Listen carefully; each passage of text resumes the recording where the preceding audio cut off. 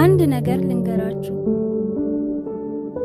በአንድ ሰፈር ባልና ሚስት ተጣሉ። አወጡ አወረዱ፣ ብዙ ተካሰሱ። እናም ችግራቸው ለሕግ አሳወቁ። በሱም ይሁን በሷ አለና ምቀኛ፣ ወሬ የሚያመላለስ አርፎ የማይተኛ፣ ትዳር የሚያበላሽ አንደኛ ወረኛ። እሱ እንደዚህ ነው እሷ እንደዚህ ናት ብሎ የሚያወራ፣ ለወሬ ሲባል አይኑ የሚያበራ። ፍርድ ቤት ሄደች፣ እሷም ከሰሰችው። ወረኛው ሲነግራት በእውነት አመነችው። ሀብታችን አካፍለኝ ብላም ጠየቀችው። የመጣላት ወሬ በእውነት አየችው። የተነገረኝ እውነት ነው ብላ ነገረችው። ከሰሰችው፣ በቃ ልቧ ከፋው። ለብቻ መኖር እናም ፈለገችው። እሱ ግን ጨንቆታል።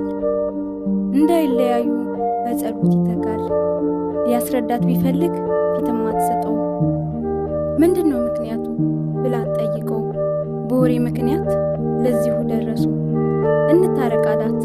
ጠየቃትና እሱ ያጣላን ወሬ ነው፣ ወሬ እንዳትሰሚ፣ እኔ ያለሁልሽ ክፉ እንዳትፈሪ ብሎ ሲያወራት ልቧ በጣም ከፋው።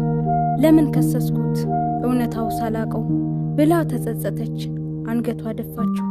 ቀና በይ አንገትሽ አትድፊ፣ ያለፈው አልፏል አሁን አትከፊ። ለኔና ላንቺ አለ ብዙ ሰፊ። ወረኛው ቢሆንም አልተሳካለትም፣ እኛ እንድንለያይ እሱ ቢፈልግም አልተሳካለትም። ብዙ ነገር ቢለን ይኸው እኔና አንቺ አሁን አንድ ላይ ነን።